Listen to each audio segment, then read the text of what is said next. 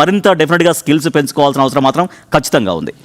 Yes sir. So right now గవర్నమెంట్కి సంబంధించిన ఒక స్టేట్ సీఎం బయటకు వచ్చి, అది కూడా హైదరాబాద్ గురించి మాట్లాడుకుంటే ఒక ఐటీ హబ్, దేశంలోనే ఒక ప్రఖ్యాతగాంచిన ఐటీ హబ్. సో ఇటువంటి స్టేట్కి సంబంధించిన ఒక సీఎం బయటకు వచ్చి మాట్లాడుతూ కూడా ఇంజనీరింగ్ స్టూడెంట్స్ ఆ క్రిమినల్ వేస్ట్ అంటూ చెప్పడం, లేకపోతే ఫార్మ్స్ ఫిల్ చేయడం కూడా రాని పరిస్థితుల్లో ఇక్కడున్న ఇంజనీరింగ్ స్టూడెంట్స్ ఉన్నారు అని చెప్పడం ఖచ్చితంగా కూడా ఎడ్యుకేషనల్ సిస్టమ్కి this is a black mark.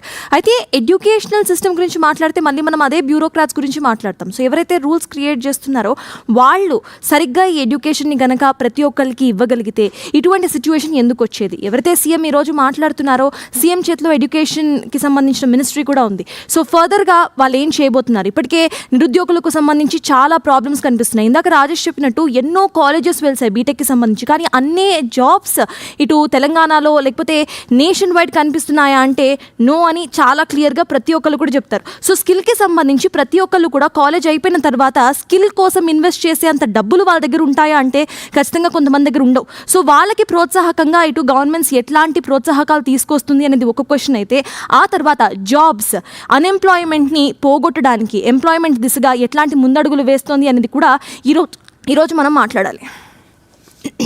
నిన్న సీఎం రేవంత్ రెడ్డి చెప్పిన వ్యాఖ్యల్లో తప్పేం